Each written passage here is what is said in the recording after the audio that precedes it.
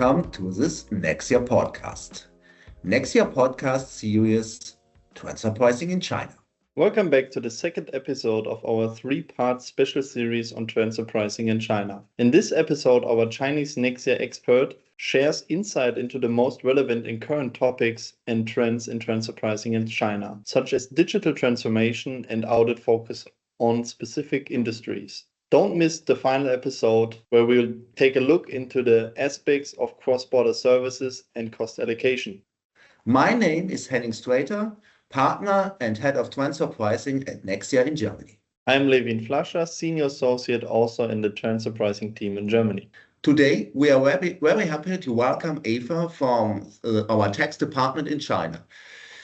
Eva, would you like to introduce yourself, please? Hello, everyone. My name is Eva Tian. I'm a tax partner based in Shanghai, China. I'm specialized in doing cross-border taxations in China for more than 20 years. I'm a tax partner of Zhongrui Tax Group, and we are top 5 CTA firms in China.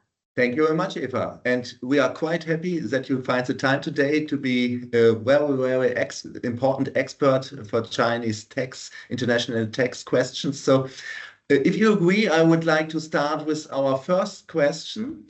Thank you very much. Our first question is, what should be regarded in case of intercompany services provided to China's group entities? You may know that the nature of the group's global business does not require or render economically the performance of all group functions by every member of the group. As a consequence, each member of the group may or may not perform distinct management, administrative, R&D, manufacturing, or distribution functions that are necessary or help to the economic success of other group members. So, as such, the Chinese wholly foreign owned enterprises only perform a single function in the value chain of the whole group. Yeah, got it. And what do you think about, and what are your experiences with its parent company with cross-border activities? Yeah, as such, some Chinese offices only perform a single function in the value chain of the whole group. Accordingly, its parent company would cross-charge some intercompany service fee, like management fee, IT service fee, license fee, and etc., to China WFI. Based on our corporate income tax laws in China, principle of territorial is applied to determine the relevant tax liability. Thus, for a non-tax resident enterprises who provide services in China shall be subject to corporate income tax, which is also called withholding tax accordingly. So only when the relevant tax has been paid, the process tax return has been obtained, and then the service fee can be remitted outside of China without any restriction. Great. After discussing the requirements of the direction where intercompanies services are provided to a Chinese group entity, would you also take a look at the opposite direction where multinational enterprises receive services provided from a Chinese entity? Yeah, unlike 20 years ago, when foreign enterprises coming into China, they would normally set up a rep office in China. As you may know, the rep office profit will be calculated on a deemed basis rather than on actual basis. Nowadays, the vast majority of foreign enterprises investing into China establish a WFI. How to calculate a WFI's tax?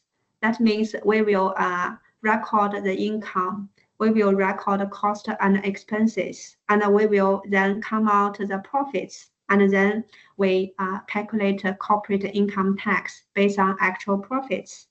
However, in actual operation, although they have already set up a WFI in China, they are still, run the WFI just like a cost center And they focus on providing some supplementary services, like take the role of liaison, communication, R&D, sourcing, something like that. They just perform a few functions. That means some of them will not directly sign any purchase contracts with Chinese suppliers, and they will not sign any sales contracts with their overseas customers, which their parent company will do it directly. For example, actually you may know a well-known city in China called Yiwu. Do you know Yiwu city? Actually, Yiwu is just not the city of our Chinese. Actually, Yiwu is also a global hub for small commodities trade center, distribution center. So, for example, we have American clients in China who set up a WUFI in China, while the people in the WUFI will focus on doing sourcing, toys, and the gardening supplies in China. And the US company directly sign purchase contracts with Chinese plants and then sell them to overseas offline supermarkets or e-commerce platforms. In that case, the Chinese WUFI only provide relevant supplementary services, quality control, sample testing to his foreign parent company. The WUFI will issue bills to request their global office to remit a service fee to cover their cost in China.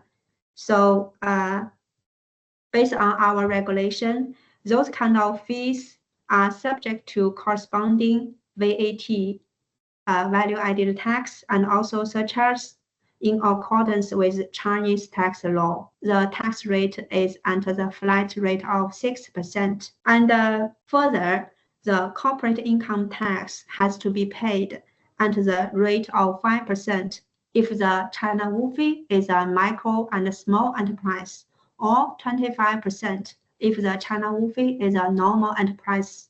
Yeah, that is very, very important, and I think the way VAT topic, the value-added tax topic, is also very important for our clients, but not today for the transfer pricing podcast. But perhaps it makes sense to get in a deeper discussion in another series of this podcast to discuss about the VAT.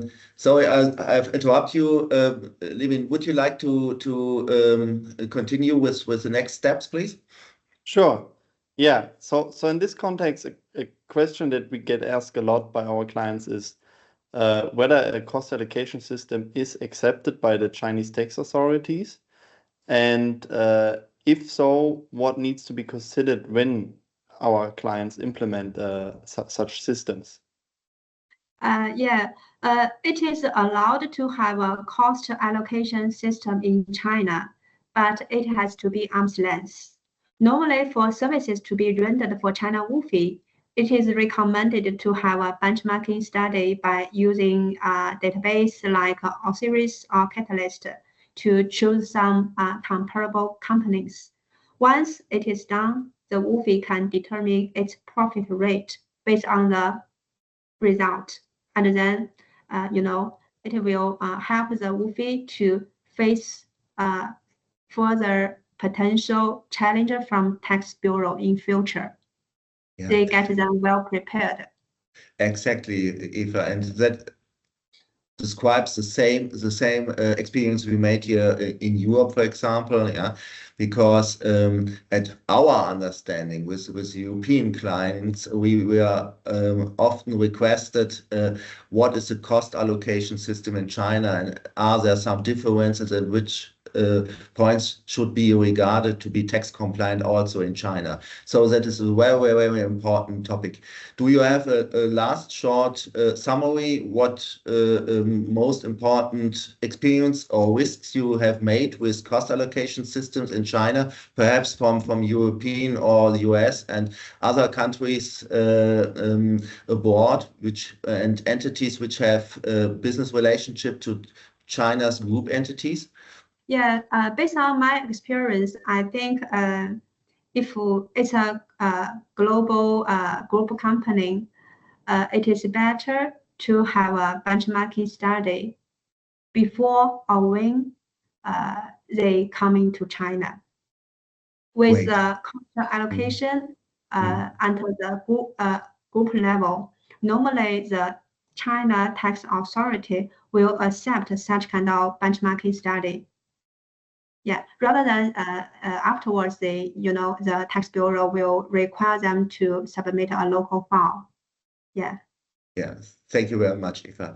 That is very important, and for the clients, not only in Europe, I think worldwide, because China is a very important market, and the business relationship to China and from China to the other countries abroad will increase in the future, of course. Yeah, and I think it makes sense that we will provide your contact data directly after this podcast, so that the participants and the clients could get in touch directly with you, if you agree, of course, Eva.